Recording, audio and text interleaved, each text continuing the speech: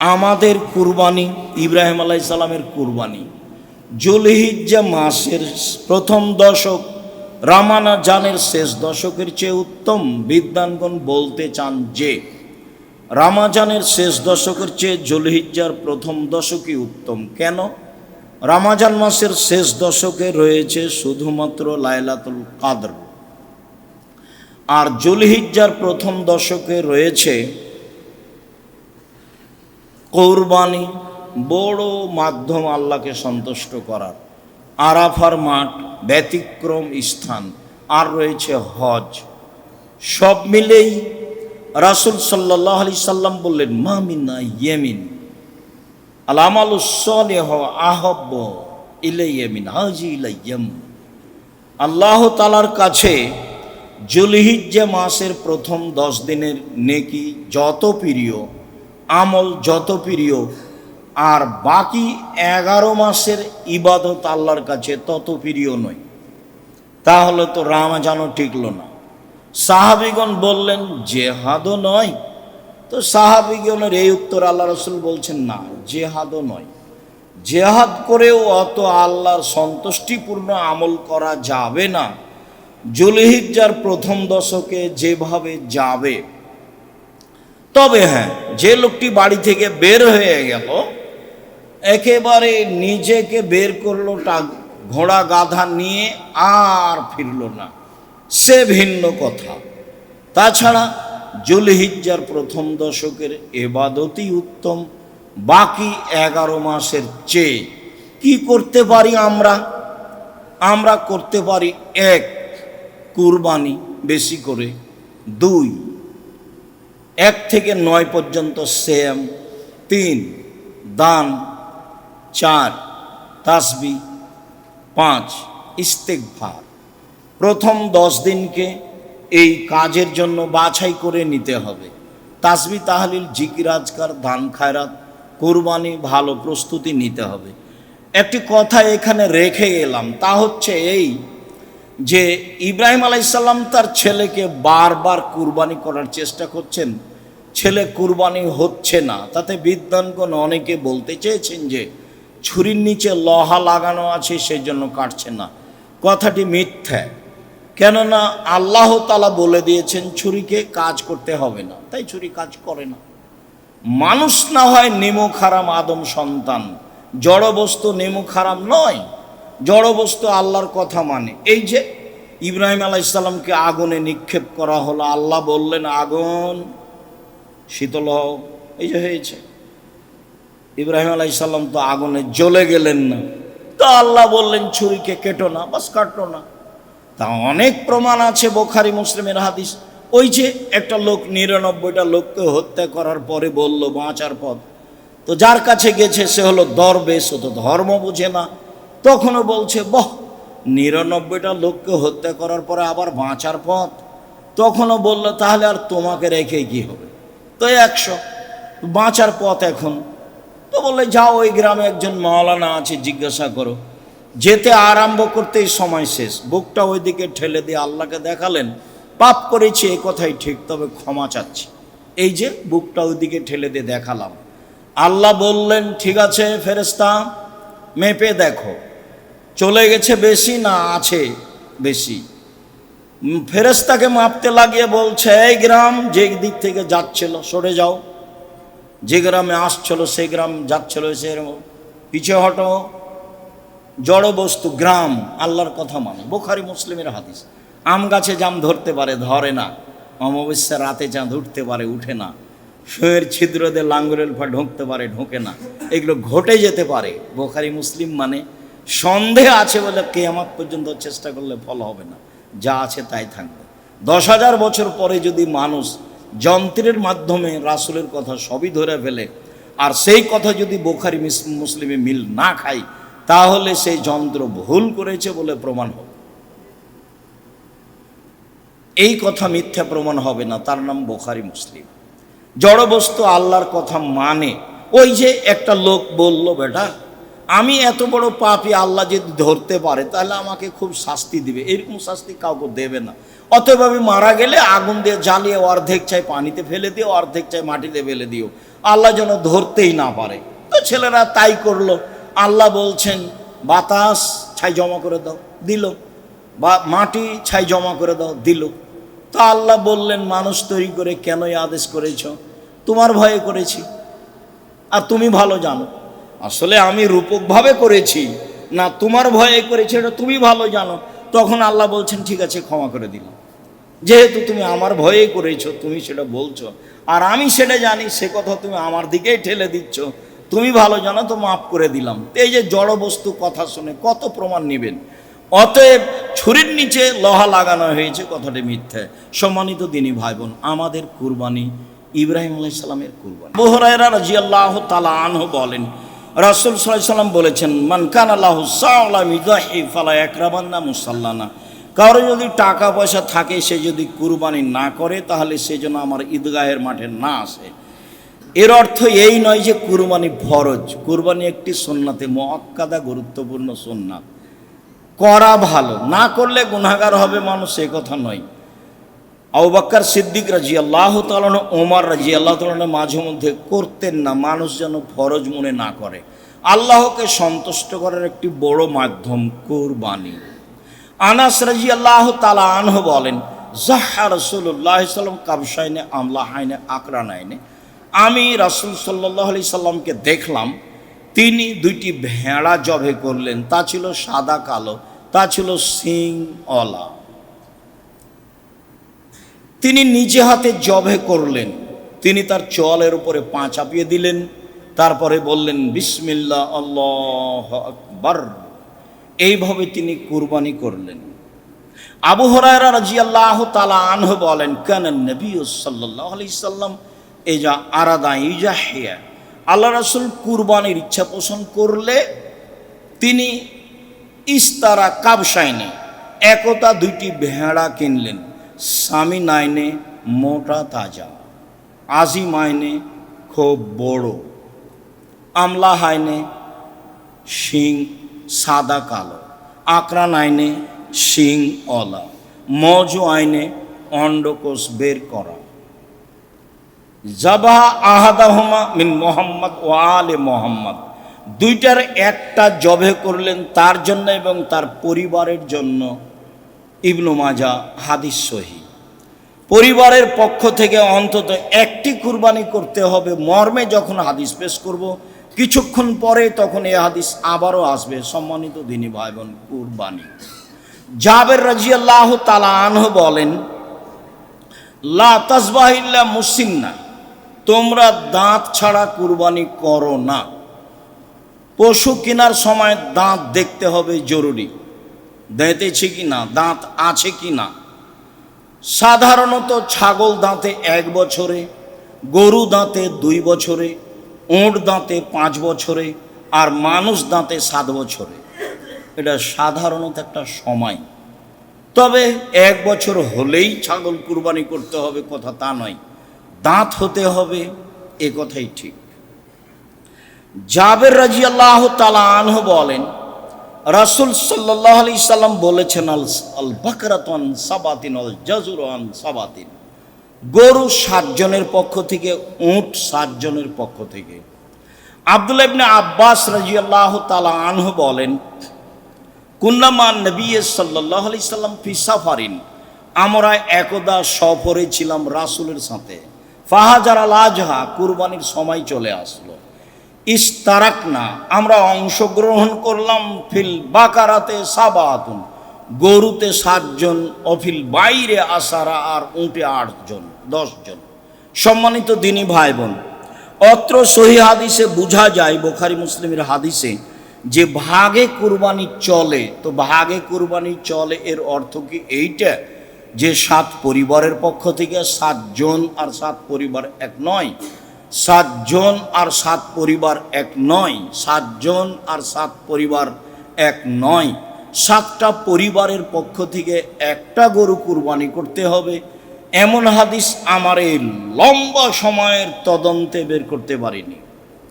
97 সাল থেকে ফতোয়া তদন্ত করি, এই যাবৎ মাঠে আছি। এই লম্বা সময়ে আমার তদন্তে আমার সামনে বড় বড় বিদ্বানগণ বসে থাকেন। তাতে একটি গরুতে 7টি পরিবার অংশগ্রহণ করতে পারবে এমন হাদিস আমরা অবগত হতে পারিনি। সম্মানিত দিনী ভাই বোন, আর একটি কথা আপনাকে স্পষ্ট করতে চাই যে আহলে হাদিসের একজন শীর্ষস্থানীয় অনেক বড় মাওলানা ছিলেন। 1960 সালে তিনি মারা যান। মাওলানা আব্দুল্লাহিল কাফি আল কুরাইশি রাহিমাহুল্লাহ। তিনি ফতোয়া মাসাইল বইয়ে বলছেন, একটি গরুতে 7টি পরিবার অংশগ্রহণ করতে পারবে এমন হাদিস আমি আব্দুল্লাহিল কাফি আল কুরাইশি অবগত নই। ওই কথাটাই আমরা এই শতাব্দীতে জানাচ্ছি যে একটি গরুতে 7টি পরিবার অংশগ্রহণ করতে পারবে এমন হাদিস আমরা অবগত নই। ধমক দাপট ভিন্ন জিনিস, দলিল ভিন্ন জিনিস। 7 আর 7 পরিবার এক নয়। কত দাপটের মানুষ আছে, কে বলেছে ভাগে কুরবানি চলবে না বলে একটা কিছু বলছে সমাজকে। আপনি কুরবানি আল্লাহর সন্তুষ্টির জন্য করেন, কুরবানি দেখে করেন, দেখে কিনেন, আল্লাহকে সন্তুষ্ট করার জন্য করেন। যেসব মাধ্যম দিয়ে আল্লাহকে বড় সন্তুষ্ট করা যায় তার একটি বড় মাধ্যম হচ্ছে কুরবানি। অতএব আপনি কুরবানি নিজে করুন, দেখুন, তারপর জবে করবেন। একটু পরে দেখুন, আলী রাদিয়াল্লাহু তাআলা আনহু বলেন, আমারানা রাসূলুল্লাহ সাল্লাল্লাহু আলাইহি ওয়াসাল্লাম নাস্তাসরিফ লাইনাল ওজনা। আল্লাহর নবী আমাদেরকে আদেশ করলেন আমরা চোখ দেখে নিব, কান দেখে নিব। পশু কেনার সময় চোখ ঠিক আছে কিনা, কান ঠিক আছে কিনা তা দেখতে হবে। বারা ইবনে আযিব রাদিয়াল্লাহু তাআলা আনহু বলেন, সুইলা রাসূলুল্লাহ সাল্লাল্লাহু আলাইহি জাহায়া, আল্লাহ রাসূলকে কুরবানি সম্পর্কে, সতর্কতা সম্পর্কে জিজ্ঞাসা করা হয়েছিল। তিনি বললেন 4টে জিনিস জরুরি। ওয়াশারা বিয়াদি, হাত দিয়ে ইশারা করে 4টার কথা বললেন। তাতে তিনি বললেন, জলহাল বাইয়িনো, ল্যাংড়া স্পষ্ট ল্যাংড়া হয় না যেন। অল আওয়ারল বাইয়িনো, আওয়ারোহা স্পষ্ট কানা হয় না যেন। অল মারিজতাল বাইয়িনো, মারজহা স্পষ্ট রোগা হয় না যেন। অল আজফলা তানকা, আর গায়ে গোস্ত নেই এমন হয় না যেন। 1, স্পষ্ট ল্যাংড়া হয় না যেন। 2, স্পষ্ট কানা হয় না যেন। 3, স্পষ্ট রোগা হয় না যেন। 4, গায়ে গোস্ত থাকে যেন।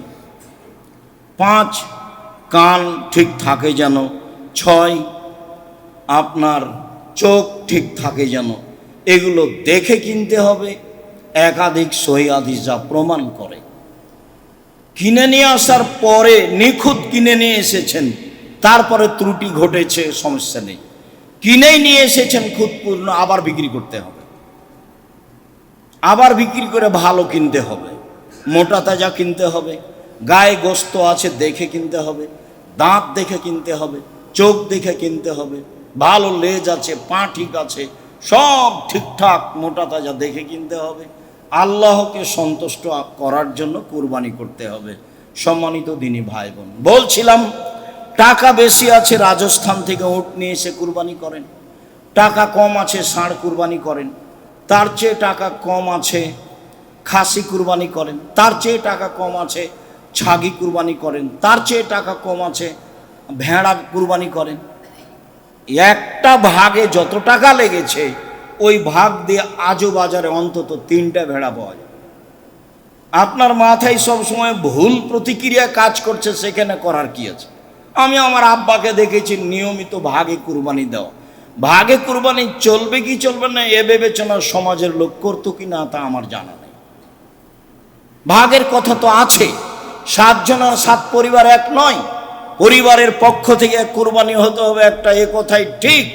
সারা জীবন 2 ভাই ভিন্ন ভিন্ন খেলেন বা বেঁচে আছে তাই 2 ভাইয়ের টাকা দিয়ে একটা গরু করে পার হয়ে গেলেন, এ আবার কোন কথা? যদি তাই হয় তাহলে 2 ভাইয়ের টাকা দিয়ে বাপের নামে একটা কুরবানি করেন, গরু কিনেন, আর আপনি একটা খাসি কিনেন, আপনার ভাই একটা কিনুন, 3টা হোক, গ্রামের লোক বেশি পায়। আল্লাহ রাসূল সাল্লাল্লাহু আলাইহি সাল্লাম 100টি গরু কুরবানি করেছিলেন, 63টি নিজ হাতে করেছিলেন, আর বাকি 37টি আলীকে বললেন, আলী এগুলো তুমি কুরবানি করো। আমার আহু, আলীকে আদেশ করলেন, আই একসেমা বদনাহু ও লহুমাহা ও জেলালাহা, সব গোস্ত এবং চামড়া এবং ওর গায়ে যে চটছালা ছিল, যেগুলোকে চাঁপাইনবাবগঞ্জের ভাষায় ঝুল বলা হয়, শীতের দিনে তাকে শীত থেকে ঠেকানোর জন্য গায়ে যেগুলো দেওয়া হয় সব ফকির মিসকিনকে দিয়ে দলিল মাসাকিন আদেশ করলেন। তো শুধু নিজে খাওয়ার লক্ষ্যে কুরবানি করবেন কেন? দেওয়ার লক্ষ্যে করবেন, যেহেতু বড় নেকি, বড় মাধ্যম আল্লাহকে সন্তুষ্ট করার। তো সংকীর্ণতায় যান কেন? টাকা কম আছে, একটা ভেড়া কিনেন, নাহলে একটা ছাগি কিনেন, নাহলে একটা খাসি কিনেন। ভাগের মাথায় আসছে কেন? টাকা বেশি আছে, 10টা 50টা গরু করেন না। এলাকার গরিব মানুষ খায় না কেন? সম্মানিত তিনি ভাই বোন, একটি পরিবারের পক্ষ থেকে একটি প্রাণী কুরবানি করতে হবে। এক, আয়েশা রাদিয়াল্লাহু তাআলা আনহা বলেন, নাহারা রাসূলুল্লাহ সাল্লাল্লাহু আলাইহি সাল্লাম ফি হাজ্জাতিল বিদায় মিন আলে মুহাম্মদ বাকারাতান ওয়াহিদাতান। রাসূল সাল্লাল্লাহু আলাইহি সাল্লাম বিদায় হজের বছর তার পরিবারের পক্ষ থেকে তিনি একটি গরু কুরবানি করেছিলেন, বাকারাতান ওয়াহিদা, একটি গরু। হাদিস বুখারী মুসলিম। আয়েশা রাদিয়াল্লাহু তাআলা আনহা বলেন, আমরা রাসূল সাল্লাল্লাহু আলাইহি ওয়াসাল্লাম আদেশ করলেন বেকাবসিন, একটা ভেড়ার, আকরানা, শিংওয়ালা, এটাও ফি সাদিন অয়াব্রকু ফি সাদিন এনজুরু ফি সাদিন, কালোতে খায়, কালোতে হাঁটে, কালোতে শয়। কালোতে খায় মানে পা মুখ কালো, কালোতে শয় মানে পেট কালো, কালোতে হাঁটে মানে পা কালো। কালো প্রাণীর মধ্যে কি রহস্য আছে? তাতে বিদ্বানগণ মনে করেন যে কালো প্রাণীর গোস্তে স্বাদ বেশি আছে, হতে পারে। রহস্য রাসূল সাল্লাল্লাহু আলাইহি ওয়াসাল্লাম কিছু বলে যাননি। তবে রাসূল যখন ভেড়া কিনতে বললেন, তখন বলেন, এই শোনো, দেখে কিনিও, কালোতে খায় এমনটা, কালোতে হাঁটে এমনটা, কালোতে দেখে এমনটা। হয়তোবা কালো প্রাণীর গায়ের গোস্তে স্বাদ থাকতে পারে, আল্লাহু আলাম। সঠিক তথ্য আমাদের জানা নেই। বিদ্বানগণ এইভাবে মনে করেন, যা আপনার সামনে পেশ করলাম। ফাউতিয়া বেহা, নিয়ে আসা হলো। আয়েশাকে বলেন, আয়েশা সাজিহা বেহাজারিন, ছুরিটা ধারালো করে নিয়ে আসো। আমাদের দেশে পুরুষ মানুষ ছুরি ধারালো করে। আল্লাহর নবী আয়েশাকে বলছেন, আয়েশা ছুরিটা ধারালো করে নিয়ে আসো। স্ত্রীর নাম ধরে ডাকা ভালো। আর একটু আগে অবগত হলেন, স্ত্রী স্বামীর নাম ধরে ডাকছেন, ইব্রাহিম কোথায় যাচ্ছেন, ইব্রাহিম কোথায় যাচ্ছেন, ইব্রাহিম কোথায় যাচ্ছেন। ইব্রাহিম আলাইহিস সালামের স্ত্রী তার স্বামীর নাম ধরে ডাকতে পারে, আপনার পারে না? আপনি আবার ইব্রাহিম আলাইহিস সালামের চেয়ে সম্মানী কখন হলেন যে আপনি বলছেন যে নাম ধরে ডাকা বেয়াদবি? নাম ধরে ডাকা বেয়াদবি, বলাই বেয়াদবি। নাম ধরেই ডাকতে হবে, এটাই ঠিক। স্বামী স্ত্রীর নাম ধরে ডাকলে বরং খুশি হয়। একটু আদেশ করবেন, খালি মুখখান ভারী করে গরম হয়ে থাকিন। গরম হয়ে থাকলে অত অভিমান করলে পূরণ হবে না, তখন শেষে হবে তালাক।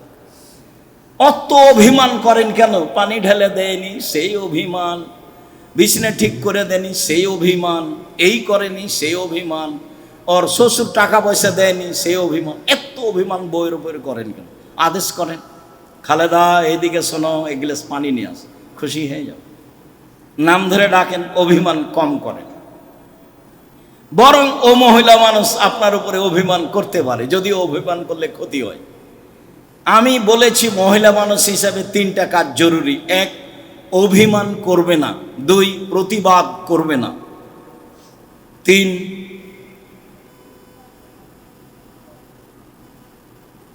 আর কি, জোর করে কোনো কথার দাবি জানাবে না। হ্যাঁ, অভিযোগ পেশ করবে না।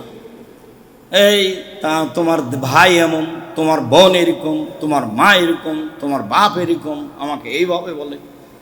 অভিযোগ নেই, অভিমান নেই, প্রতিবাদ নেই। তাহলে স্ত্রী শান্তিতে স্বামীর বাড়িতে করে খেতে পারবে। অভিযোগ নেই, অভিমান নেই, আর প্রতিবাদ নেই।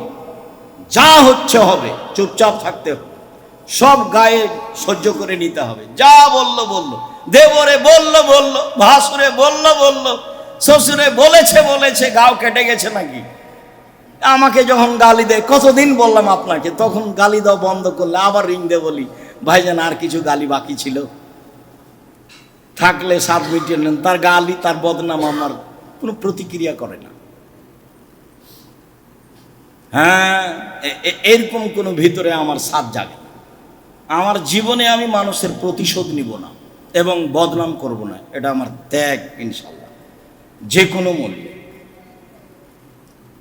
সম্মানিত দিনী ভাই বোন, বলছিলাম এইবার আয়েশা রাদিয়াল্লাহু তাআলা আনহা ছুরি ধারালো করে নিয়ে এসে দিলেন।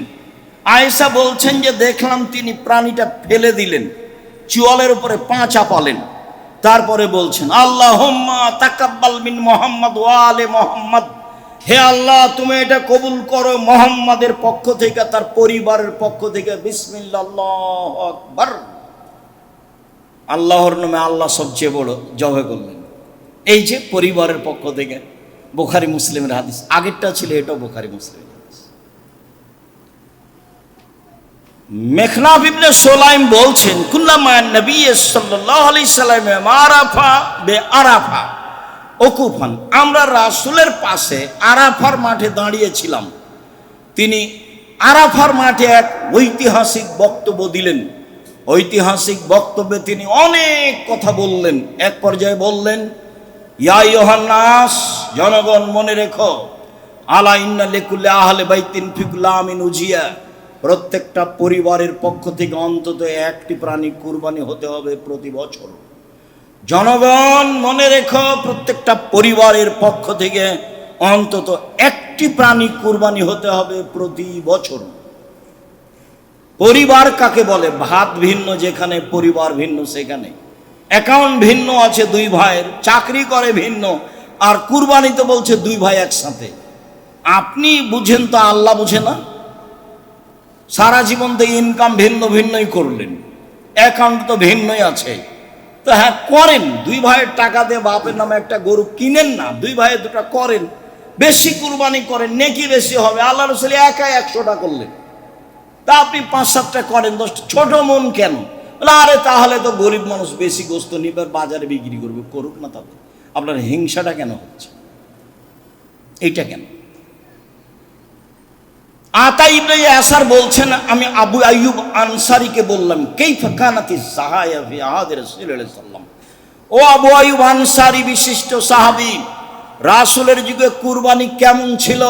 তিনি বলছেন, কানার রাজুলু ইউজাহি বিসাতান ওয়া আনা আহলি বাইতিহি, রাসূলের যুগে পরিবারের মালিক তার পক্ষ থেকে এবং তার পরিবারের পক্ষ থেকে একটি ভেড়া কুরবানি করতেন। একুল নইতে মুনা, খেতেন ও খাওয়াতেন, খেতেন ও খাওয়াতেন।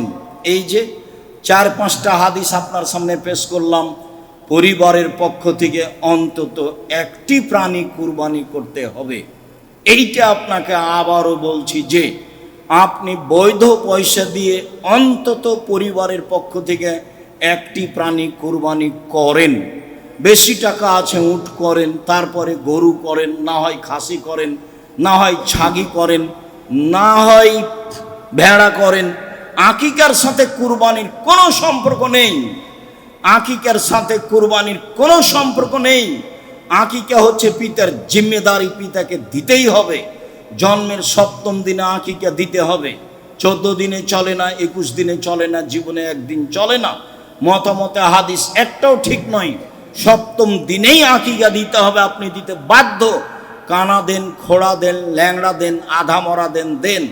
500 টাকা দিয়ে কিনেন, 300 টাকা দিয়ে কিনেন, 5000 দিয়ে কিনেন, যেটা আপনার অনুকূলে হয়। ছেলের জন্য 2টা, মেয়ের জন্য একটা করেন। এটাও না হলে আপনি ছেলের জন্য একটা, মেয়ের জন্য একটা করেন। আপনি আকিকা দেন। আকিকা গোস্ত আপনার নিজস্ব গোস্ত, আপনি খাবেন না আরেকজনকে খাওয়াবেন, সেটা আপনার ব্যাপার। থাকলো কুরবানি, তখন আল্লাহ রাসূল বলছেন যে ফাকুল ওয়াতিমুল বাইসাল ফাকির, পৃথিবীর মানুষ কুরবানির গোস্ত তোমরা খাও এবং অসহায় দুস্থ গরিব মানুষকে খেতে দাও। আদেশ, কুরবানি নেকির কাজ, আদেশ পালন করতে হবে, নিজে খেতে হবে এবং ফকির মিসকিন অসুস্থ মানুষকে, অসহায় মানুষকে খাওয়াতে হবে। রাসূল সাল্লাল্লাহু আলাইহি ওয়াসাল্লাম বললেন, কুল ওয়াদ্দাখির ওয়াতিমুল বাইসাল ফাকির, কুল ওয়াদ্দাখির ওয়াতিমু, পৃথিবীর মানুষ তোমরা কুরবানির গোস্ত খাও, জমা রাখো, দুস্থ গরিবদের খাওয়াও। কুরবানির গোস্ত ফ্রিজে রেখে লম্বা সময় খেতে পারেন।